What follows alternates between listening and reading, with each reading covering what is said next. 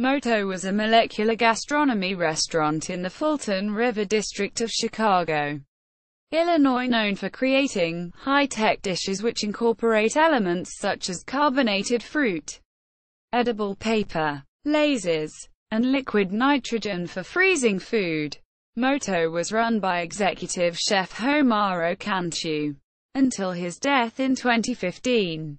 A sister restaurant, Ing, was located next door and served flavor-tripping cuisine based on the miracle berry, which makes sour foods taste sweet.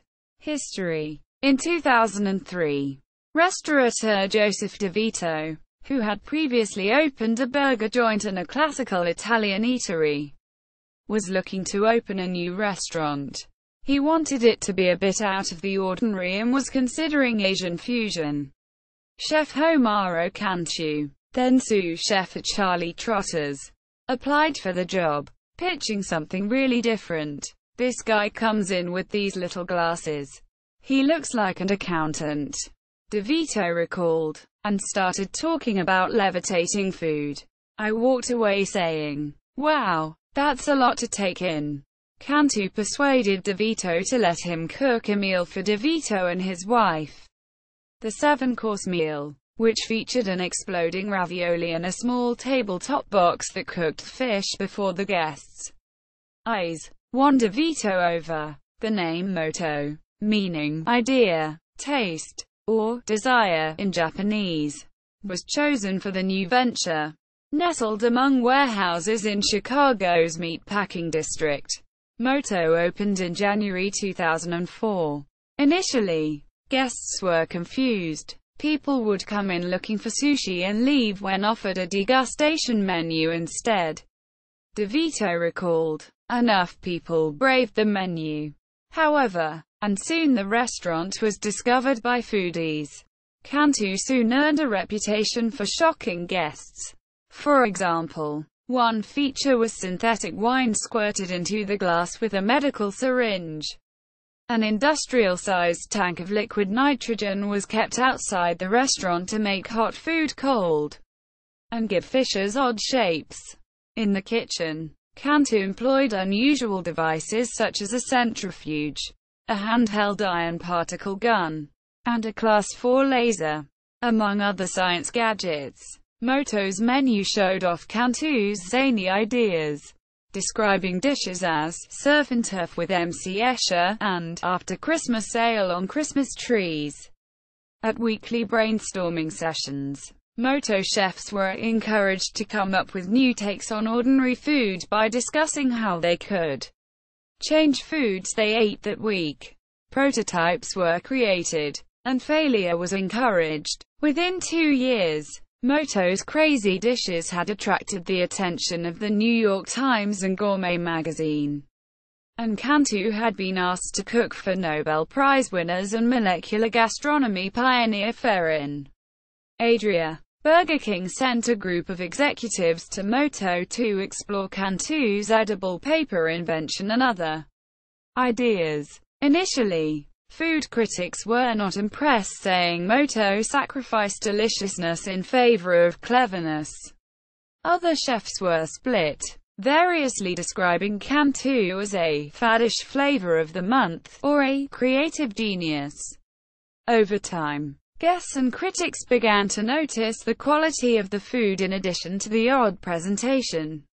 A 2005 review by the New York Times Magazine declared, "A 20-course tasting menu can begin with sushi, made of paper that has been printed with images of maki and wrapped around vinegared rice, and conclude with a mint-flavored picture of a candy cane." It may sound like some sort of surrealist stunt with dire intestinal consequences, but here's the rub. The food tastes good. Good enough to lure diners back at $240 per head. Cantu eventually took over ownership of Moto. In 2010, Moto was the main focus of a TV show called Future Food that aired on Discovery's Planet Green and was co-hosted by Cantu. On April 14, 2015, Cantu committed suicide. Moto was closed the next several days, reopening on April 18. A special celebration of Cantu's life menu was offered for 3 days, in which 10 to 20 former Moto employees offered contributions. Executive chef Richie Farina commented, "The last thing he would want was for us not to be in the kitchen cooking. We're going to continue to do what he taught us and what he would want." Following his death in 2015, director, producer Brett A. Schwartz of Story Screen directed and produced a feature-length documentary film called Insatiable: The Homaro Cantu Story, 2016. Insatiable had its world premiere at SXSW, South by Southwest Film Festival, in March 2016. The film includes many scenes shot inside Moto and Ing. In January 2016, Cantu's widow Katie McGowan announced the sale of Moto to the Alina Group, a restaurant in Chicago. McGowan, who inherited Moto after her husband's death, said that the sale was a bittersweet decision that came after deep reflection of the lasting impact her late husband Cantu had made with his innovative restaurant menu. The menu at Moto changes frequently. A typical 10 to 20 course tasting menu at Moto begins with an edible menu. Often, guests will be encouraged to crunch the menu itself up and add it to your bowl of gazpacho to create alphabet soup. One of the restaurant's hallmarks is the use of edible paper. The soy and cornstarch-based parchment with vegetable juices ink is typically used in 2 to 3 courses each night. Often an edible photograph accompanies a dish, such as a photo of a cow flavored to taste like filet mignon. Explaining his use of the paper in 2005, Cantu remarked, "Gastronomy has to catch up to the evolution in technology," and said he was attempting to change preconceived notions of what food is.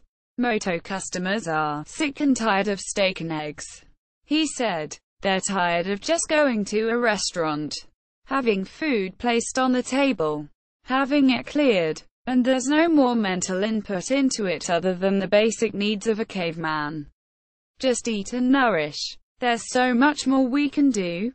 Quote, another early Moto signature dish used a 3-inch square super insulating polymer box that was heated to 350 degrees Fahrenheit. 177 degrees Celsius, in an oven. The box was then placed on the guest's table and a small piece of raw fish inserted to cook before their eyes. Other early offerings were synthetic champagne, flapjacks frozen on a -273 degrees Fahrenheit, -169 degrees Celsius, grill, and carbonated fruit. One of the main courses, surf and turf, combined Hawaiian sea bass, duck sous vide, foie gras foam, mushrooms, and apple butter. The dish came with a picture of M.C. Escher, which guests were instructed to eat. It was flavored like a bird on the top and the sea on the bottom. A 20-course tasting menu was priced at $240. In 2005, Cantu began experimenting with liquid nitrogen to flash freeze food, and helium and supercondensators in an attempt to levitate them. He purchased a Class 4 laser, the highest grade available, to cook the interior of fish while leaving the outside raw, and create inside-out bread with a doughy exterior and crusty interior. Later dishes include the donut soup, an espresso designed to taste like Krispy Kreme donut filling, and a sweetbread and cheese grits dish served with goat cheese, snow. The 2008 Frommer's Guide said Moto's menu was designed to take dining beyond just eating, with interactive dishes through innovation such as the use of specially designed corkscrew-handled spoons stuffed with herbs to provide aroma as you eat. It also mentioned Cantu's sense of humor in adding smoky aromas to a raw food course. The Spring/Summer 2012 menu at Moto featured 15 courses, including reconstructed corn, forest foraging 2.0, the explosion, and smell the glove. The meal begins with a menu without words, in which the 15 courses are downsized into bite-sized portions, with the dessert courses made into savory versions so as not to spoil the palate. As of 2015, the menu starts with a preview course with miniature versions of all the courses to come. There are no options to pick from, although the staff discusses allergies and food dislikes at the time a reservation is made. Reputation. A 2005 review by the New York Times described the Moto customers as a trend-conscious crowd.